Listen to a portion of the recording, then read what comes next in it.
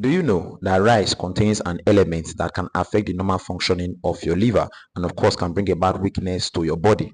But that does not mean that we should stop consuming what? Rice. But quickly, let's go to the origin of rice first off. You know that rice is a carbohydrate containing food and is the most popular staple food in the world.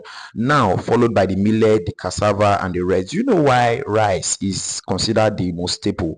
Because it's easily grown, it has high yield, and is grown usually in marshy areas. But the consumption of rice date back to China about 9,000 years ago.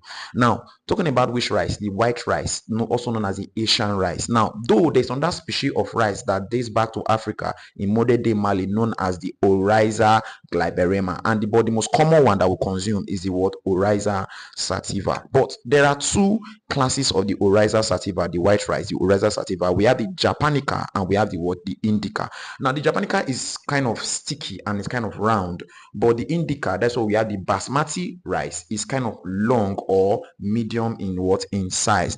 Now, what is not the problem? Because rice grows in marshy areas, and these areas is as an amount of what, an element known as arsenic, and arsenic is very very toxic to the body, and of course to the liver.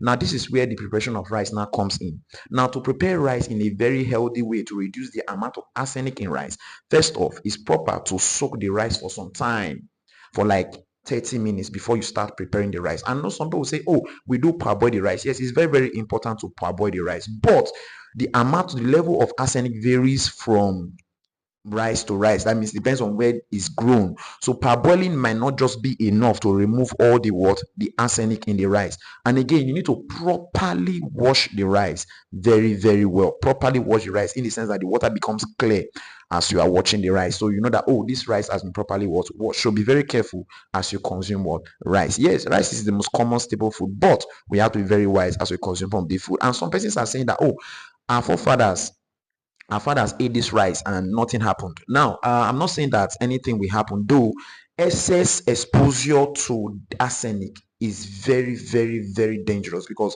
we now eat rice more often than ever.